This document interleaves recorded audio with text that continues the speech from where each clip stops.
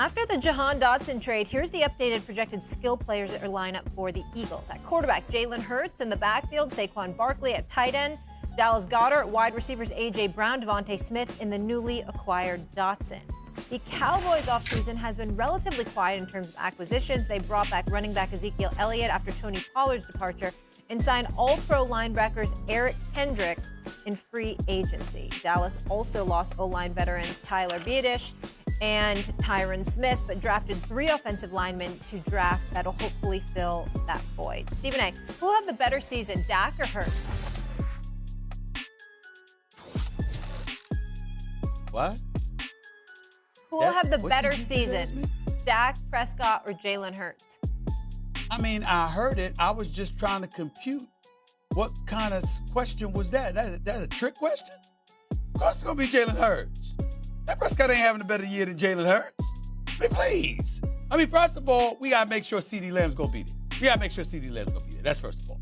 Secondly, we got to remember the names of the wide receivers other than CeeDee Lamb. Okay, we got to remember that. I mean, Brandon Cooks, I remember him. All these Jalen's on the squad, I got to remember their names. I think one is Tolbert. I forgot the other 2. I don't know. You understand? They haven't done much in the offseason. Dak Prescott's going to have a better year than Jalen Hurts with Devontae Smith, with A.J. Brown, with Goddard, with Saquon Barkley there. I mean, the only way that Jalen Hurts is statistically going to have a worse season than Dak Prescott is if Saquon Barkley is running roughshod over the competition, and Sirianni and the crew and Kellen Moore and the crew decide they ain't going to throw the football that much, just hand it up to Saquon Barkley because he's going to do the rest.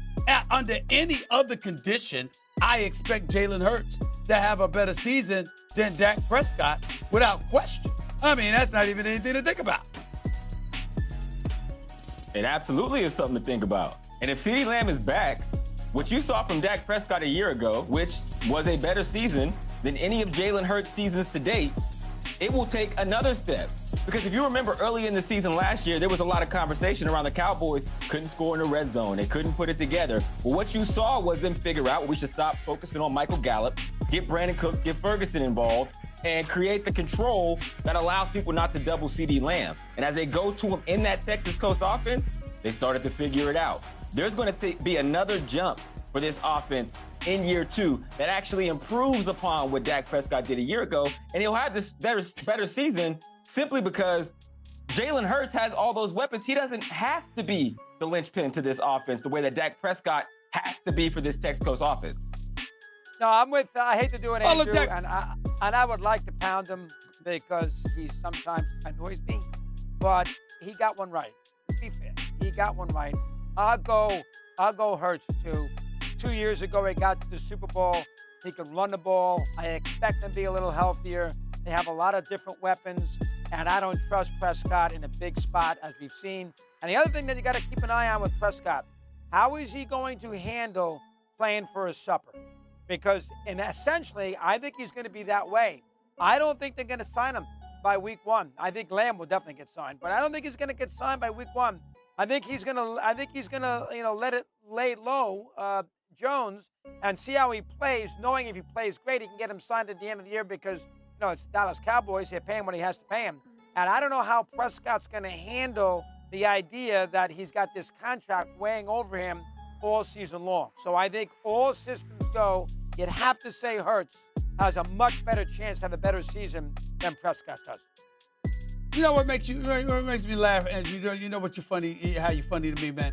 So in other words, Jalen Hurts is really not going to do but so much because he has the weapons around him that's going to enable them to really carry the load for him, and that's going to compromise him statistically.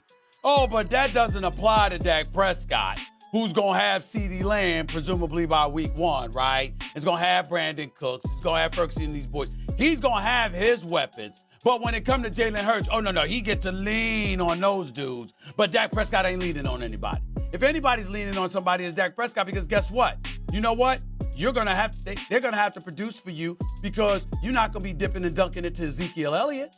So what are you going to do? you're going to find yourself in a situation where you got to rely on these brothers to come through for you. You're going to have to rely on Mike McCarthy to come through for you with his play calling and what have you. Let's not forget that, okay? And then I also get to lean on Sirianni, who's got a lot to prove, because the Eagles nosedive last year, and Jalen Hurts definitely was a participant in that regard. 8 turnovers the year before they go to the Super Bowl. Last year, he had 20. He certainly wasn't himself during his Super Bowl appearance year. I get all of that, so he's got some things to prove, but he already got his bag. You see, Dak Prescott's looking for his. So we're going to see what happens. I get you. I understand. Dak Prescott is looking for his second bag. He's good. He got all the money. That's why he's cool with being at camp. And he's saying, you know what? If you don't give it to me, somebody else is going to give it to me. And to your point about relying on the weapons, yes, they're both going to rely on their weapons. But in Philadelphia, it's going to run through Saquon because they have to establish their running game in that offense. Like, that's what they were missing a year ago. Whereas in Dallas, the linchpin of that offense is CeeDee Lamb, which also, if CeeDee Lamb thrives, Dak Prescott thrives. If CeeDee Lamb thrives, Brandon Cooks thrives, and subsequently Dak Prescott thrives again. And what about A.J. Brown? In an offense. A.J. Brown what is about great, A.J. but Brown? You saw a year ago when they made A.J. Brown the focal point, they had the dust-ups on the sideline to get him the ball, and that's what threw their offense off. Jalen Hurts is now installing his third offense in 3 years. And the last time I checked, Kellen Moore didn't have the success with the Chargers that we thought he would with Justin Herbert, and he also got rid of Dallas. No. Don't do that. I'm going to take it over. Don't do that. Don't do that. I mean, first of all, you got receivers that couldn't stay healthy in Los Angeles with the Chargers. That's number one. Number two, Brandon Staley was your head coach telling you what he wanted, and we all knew he didn't deserve to be a head coach. So thank God he's gone and Jim Harbaugh's in the mix. And last time I checked, if you're going to bring up Kellen Moore, you can't bring him up and judge him by the Chargers. You got to judge him by those 4 years that he was in Dallas from 2019 to 2022 when they had the second-ranked offense in terms of yards and scoring in all of the NFL, where the only offense that was considered better was the Kansas City Chiefs. Don't you start, Andrew. Don't you start, bro. What happened? You know good and well. What happened? The knock against Kellen Moore is that he wanted to accumulate yards. He wanted to pile up things offensively. He didn't give any kind of reprieve for the defense whatsoever, and Mike McCarthy didn't like that. Plus, Mike McCarthy wanted that power himself. That was the issue in Dallas. But Kellen Moore was still considered one of the elite offensive coordinators in a game of football, and now the Eagles have him, and the Eagles don't play in a different division. They play in the division that Kellen Moore coached in for all of those years when he was in Dallas against Philly, Washington, and New York. Now he's in Philly against Dallas, Washington, and New York. Familiar territory. Elite coordinators don't get run out of town and the offense gets better. What are you talking about? What are you trying to imply? What are you trying to imply? I'm you trying to imply that the offense for the Dallas Cowboys was better with Mike McCarthy than it was with Kellen Moore? Absolutely. Where was that? Where's the evidence? Where's the evidence? Back-to-back 12-5 seasons. 2 of those 3 seasons they were 12-5 was with Kellen Moore. They went 12-5 again with Mike McCarthy, and they went home in the first round with Mike McCarthy last year, giving up 48, getting blown out of the damn building. They were down 48-16. Don't give me that final score of 48-32. They were blown out of their own damn building. Where's your evidence? Where's your evidence? My evidence is that Kellen Moore had CeeDee Lamb, a young CeeDee Lamb, Amari Cooper. He had a prime Michael Gallup. He had Ezekiel Elliott close to his prime, and Tony Gallup. The weapons they had then and the weapons they had last year were different, and they had more they were producing offensively. Dak Prescott played his best season of his career. He could have been the MVP. He was second in the league in MVP. Absolutely. Hold on. He was second in the league in MVP, and then got his ass kicked on his own home turf and went home. That's what happened. Same thing. He has to play what better you talking in the playoffs. about? But are we talking about the better year, or we're talking about who's going to perform better in the playoffs? We looked at the Dallas Cowboys offense with Kellen Moore, and they were an elite offensive team.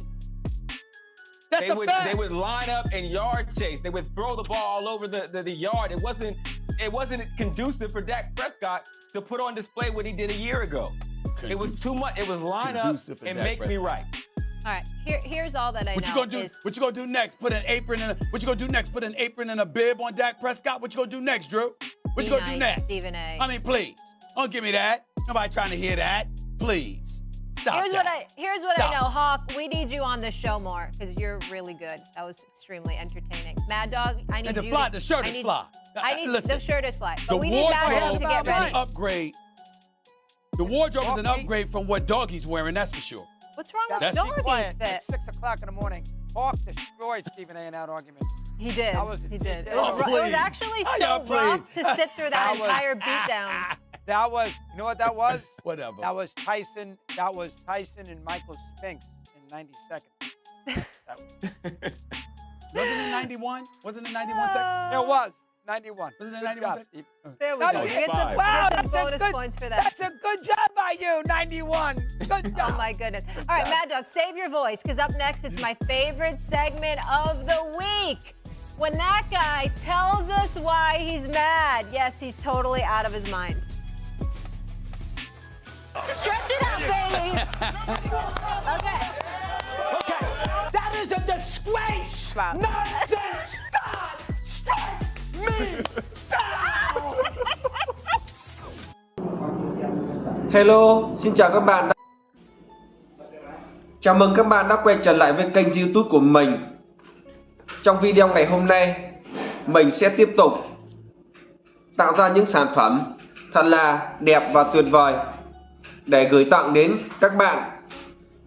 Nhưng mình có một yêu cầu nho nhỏ thế này. Mình mong rằng các bạn hãy ấn like và đăng ký kênh khi xem video của mình, cũng coi như là để ủng hộ mình, để mình tiếp tục lấy động lực ra video. Mình cảm ơn các bạn rất là nhiều. Mình sẽ đi vào chi tiết tò mò cho các bạn.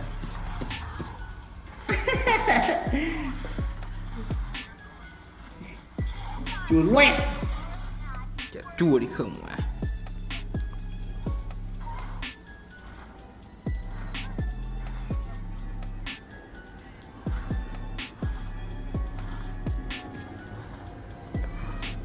Anh Công ơi, ra kia xem có thằng con này trông không? Cho bảo ông Xuân xuống bế họ.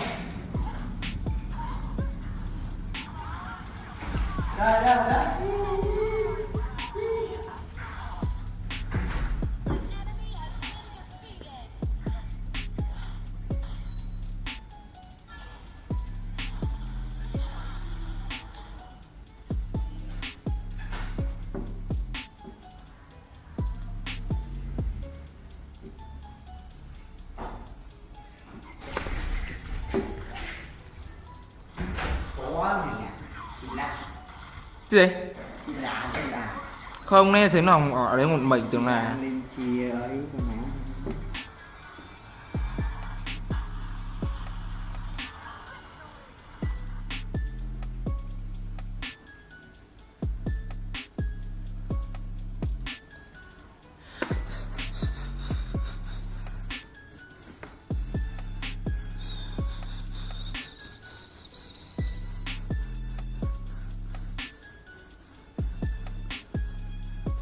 mình nhìn qua tivi này mình không kiểu đây đâu, mình phải xem trực tiếp cơ, nó mới kiểu kích thích được.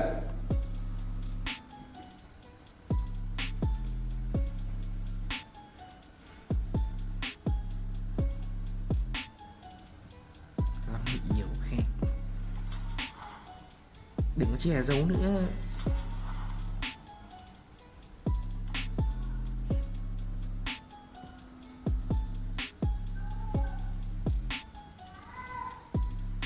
Đây. Liếm môi. Gì ấy? Đây. Sẽ liếm cái này. Rồi, nhẹ cho biết.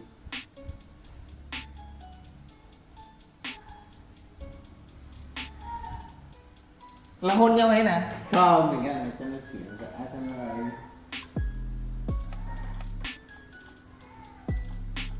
Em thấy ngon phết. Ngon, cho muốn ngon. Đây mà. Đợi cái trên Hà Nội đẩy cái xình. Cứ tán được không? Bây giờ chuyện tán được không?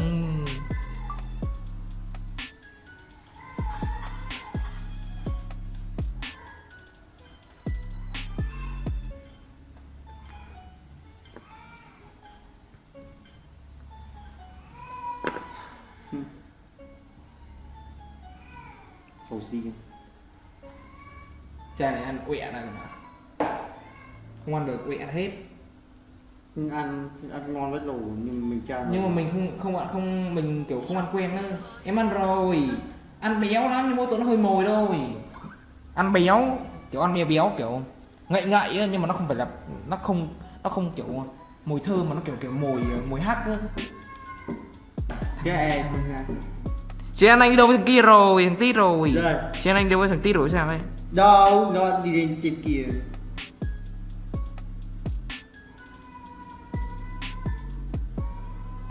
Thì à?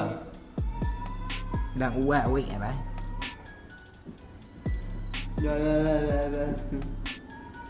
Rồi có 5 tài khoản nhận 500.000 lẻ xứ MB, Vietcombank, PV, Philippines nhận 500. Làm cái gì mới được tiền nhé. Mày đành rồi quá rồi đi. Chết luôn. Qua nó bét đảo quá rồi đi quá luôn. Mày đành rồi. Mày đành rồi. Đấy.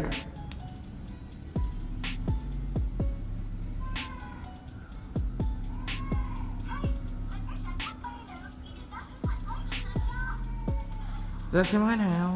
Rồi. Ra xem nó thế nào. Rồi. Thằng ngoài kia kìa. Rồi mua đồng màu điện tử đây rồi. Chung một con. Tiền không có tiền. Không có tiền nha. Gọi thì là.